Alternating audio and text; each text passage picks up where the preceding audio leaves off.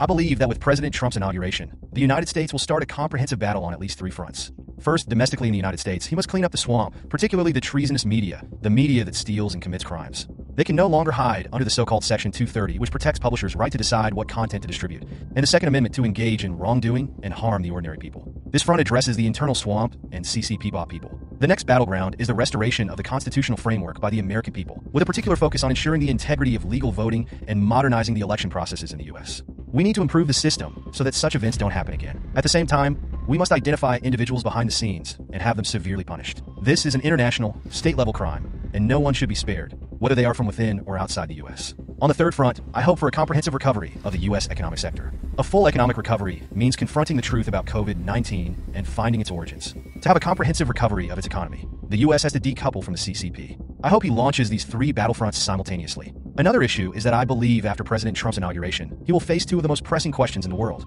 Where did COVID-19 come from? We need to uncover the origins of the virus. The U.S. election has been controlled, and the media has been controlled. There has been a collective theft of American democracy and the electoral system, with the aim of gaining control over the U.S. government. Simultaneously, they also orchestrated and instigated the most significant biotechnological crisis in human history, which is the CCP virus. We need to uncover the root cause of this issue and scrutinize the media's collaboration with them, as well as the U.S. medical professionals, particularly in light of the absurdity surrounding this purported vaccine. The people and the world deserve an explanation. Let people around the world believe that the U.S., the government, and its democratic rule of law are truly reliable, not the CCP, Wall Street, the lying CNN, or the rogue U.S. media like the Wall Street Journal and the New York Times. I believe this is critical to uncover the truth about COVID-19, to give the people an answer, and to ultimately punish the perpetrators.